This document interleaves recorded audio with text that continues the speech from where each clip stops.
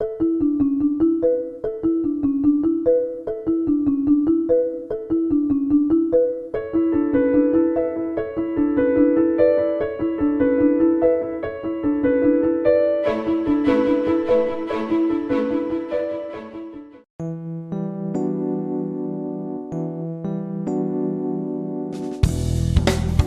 I'm Nyesha McCauley, and you're watching accesstv.org.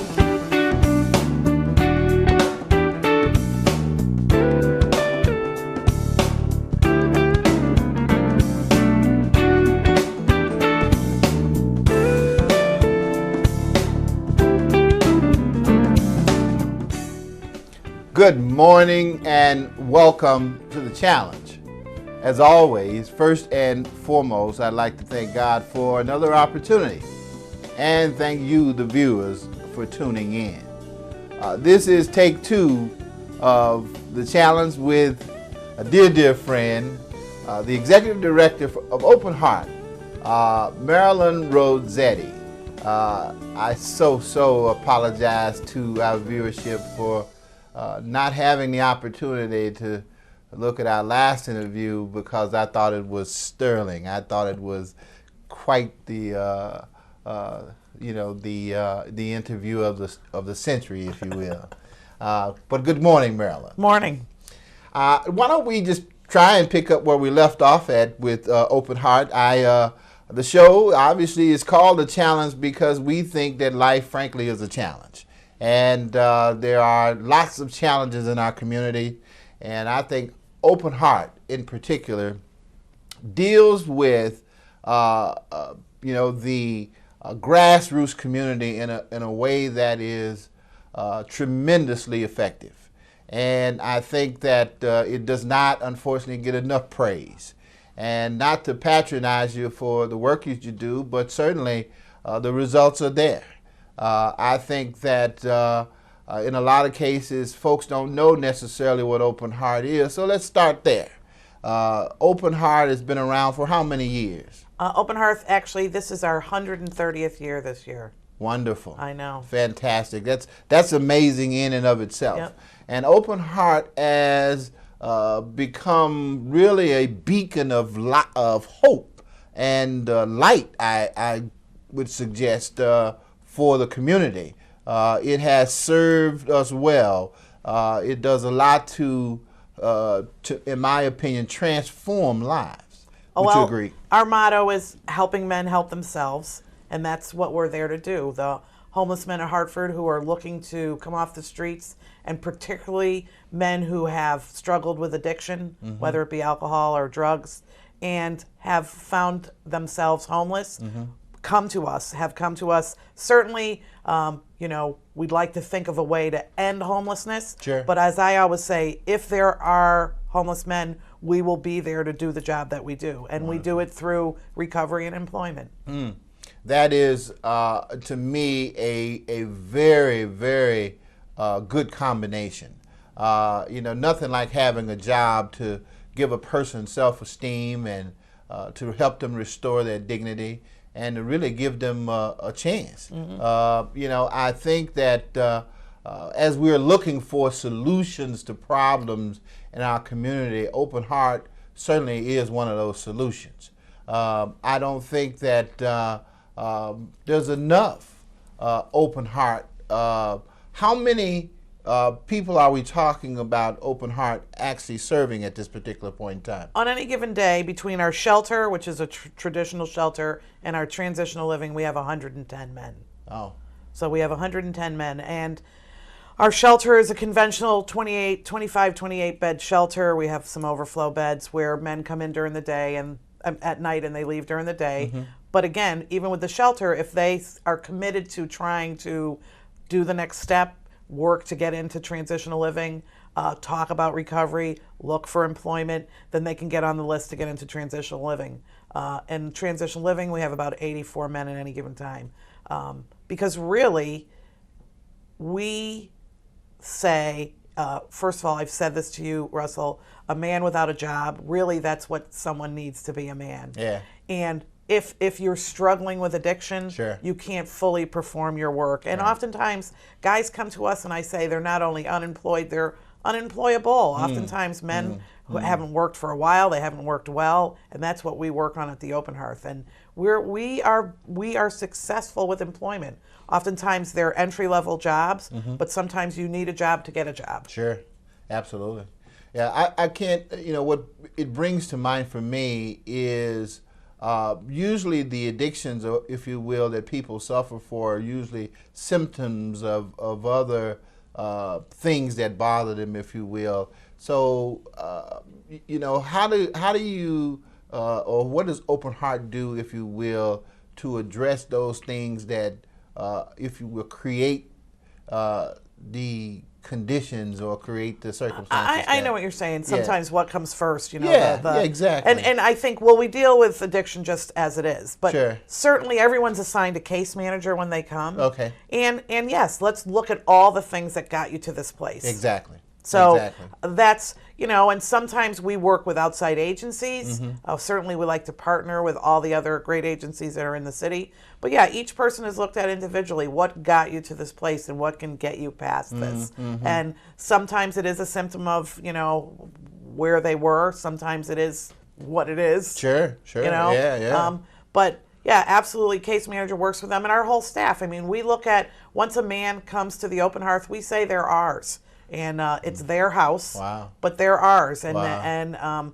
and they're there to work to leave there. Yeah. And when you said that, I could certainly see your paternal instinct.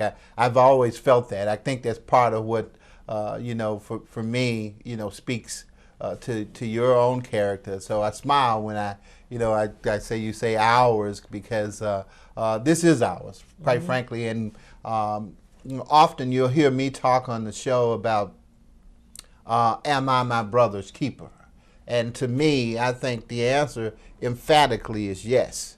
I think we have a responsibility to each other, and Open Heart is actually demonstrating that. Now, I can't help but also wonder, we don't talk about the results. We don't, folks, hear about the problems all the time, and, how many problems are there, and I think they somehow get magnified, and so we don't talk about, the successes as often. So let's hear about some of the successes that Open Heart has or can share with us. Well, I think if you look at what we've tried to do around employment, on any given day, and I look at the numbers all the time, well over 75% of our men are working. And again, some of it might be part-time employment, some of it might be $9 an hour, there are some that are more, but they're working. So that means they're getting up, they're being paid, they're paying taxes, they're doing what all supposedly the rest of us do.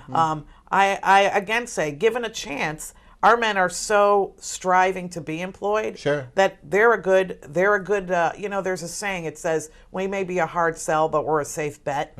Because really, our guys are there, most of them, to try to make a difference. So we work with really targeted employers to say, who's willing to hire our men? We have a couple of jobs fairs a year, because a lot of our guys have records, let's be honest. And if that's if I could talk to anything, that's the biggest obstacle that keeps our men from being employed. And a lot of our guys have histories of employment, but yes, they've been incarcerated.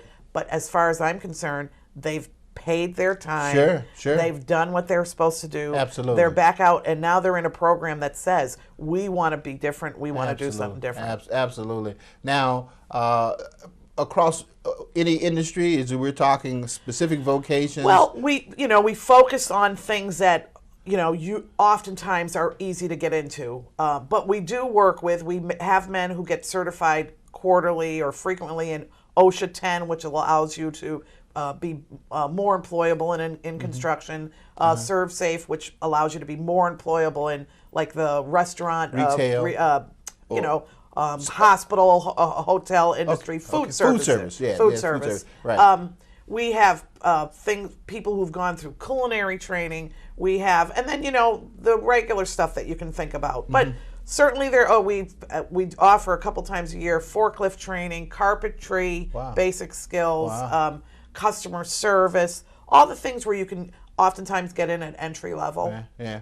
And what is the the retention for those folks who find employment through Open Heart? Are they normally there with those employers for the balance of their careers, or are they, how is it? That I don't know as well. First of all, Okay. I've only been at Open Hearth a few years. Gotcha. I do know what we do while the men are with us, because they can stay up to 2 years. Right. Is we try to work with them that once they're employed, we do banking for them. Okay, okay. You know, we try to have a plan for them for when they leave. Okay. Because where are you going to go when you leave there? Right. You know, right. how are you going to get an apartment or Right. go back to your family? Sure. So we work on banking, financial skills, what they'll leave with for Right, money, right. all the things to set them up for longevity. Sure, and sure. whatever they're, Absolutely. oftentimes we hope you progress in employment. Yeah. You know what I mean? Of course. One job, you learn something well in a job. Even when people leave our employee, Yeah, they'll come in and say, "Oh, I got a better job." That's always the goal for everybody, isn't it? Sure. Progression. Absolutely.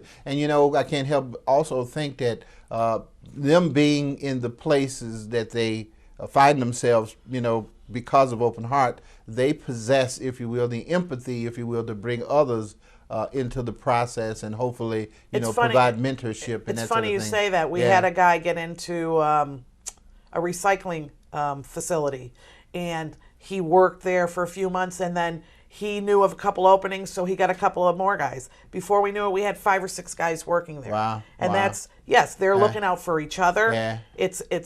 It's a brotherhood of men. Sure. I mean, Absolutely. it's Absolutely. 110 men in a house. Yeah. Works well or it doesn't work. We try to have it work well. Of course. The typical person that is your customer or client for Open Heart is who? Is it a professional person? We've had- or is it a layman? Who is it? It's hard to say. We do definitely have demographics. We have reports that we have to give in. I'd say a little older. Okay. Because we often say younger people still are, kind of a knucklehead. Right. A little older. Certainly all types of professions. Sure. Give me the range on professions. Since I've been there, we've Yeah. had electricians, accountant, an attorney. Wow. But also people who just have, worked, Blue collar. Blue collar. Yeah. Uh-huh. They visually look like, You colors, or I, you sure, or I, okay, yeah. We actually have a hearing impaired guy right now, which has been a little difficult for us, but we figured it out. Right. But I say to people, when I talk to businesses and other people about what we do, I say, our guys are your brother, your father, your Absolutely. uncle, your nephew. When I get people to come to the Open Hearth, and that's my real thing that I try to do, Sure. because I think in people's mind they're afraed, homeless men. Right. They get there and Right. they're like, this is not what I expected. Yeah, The yeah. atmosphere is not what they expected. Right. I mean, who is there is not what they expected. Right. And even if it is what they expected, it's not what they expect. So How about that? Yeah. I can't help. Are you always at capacity? always. Always at capacity. We're okay. actually trying to figure out if we can figure out a way to add a few beds, because right now we have so many guys in the shelter waiting to come in. We don't want to lose them back to the streets. So we talked to the fire department actually yesterday. We're trying to reconfigure some things. Okay. This is it's a wonderful thing, if you will. And I think there should be more emphasis placed upon the business model. I think it works. If you're talking about helping a person who, for whatever reason, struggles with the addictions and struggles with the problems in life, and helping them to understand that they're not there by themselves and that they don't have to go through those kinds of things alone, I think you could address a lot of the problems that happen in urban America. I think that there's a lot of folks who, quite frankly, sort of lost their way. Yep. And it seems like to me what Open Heart is trying to do is to help them to find their way again, or to find their place again back into society. And we have, I think, for examples, because certainly, I'm the executive director and I look like I look, but we have employees who are former clients. Okay. Because I think it's really important to say, particularly for a guy who may say, "Oh, how am I going to do this?" Right. I've come in, I'm 55 years old, I've been an addict most of my life, or haven't really been employed. Really, can I do this? Yeah. And you have guys who say, "Yeah, you can, because I was you." Wow. Wow. And I was able to do it. And we always say it does take work. I equate it to my ever-ending struggle with weight. You know what I mean? The better I am at it, the better results I get. Right. So when you sit back and kind of relax, that's what happens. But I think having employees who've walked the walk, right, and are able to talk the talk is very Absolutely. different than just being able to say, "Oh, you can do this. Yeah, you can do this." Yeah. Open Heart to me is it's a tremendous social service, if you will. If you look at the landscape and you look at how many social service programs exist within most urban settings, this is one to me that is certainly making the difference. I know a lot of people, and you can't address all of the issues that people have because there's everything from addictions to mental illness to a whole range of things. But this is one, in my opinion, that deserves, in my opinion, duplicating or expanding because there is a lot of need out there. And I hope that by being a part of the challenge this morning, that others will agree. And believe me, thank you. But given the opportunity, we would rise to the challenge to duplicate what we do other places. Yeah. I think, not to say, but I look at others in the field, and there's places for everything. But I do think the model that we use is successful. Sure. And we could do more. I agree. I couldn't agree with you more. We have to stop right there, at least momentarily. I want to thank you. This is part 2 of, we're somewhere. We're meeting the challenge. We don't know where we are, really. Thank you so much, Marilyn. Thank you. Remember, be blessed.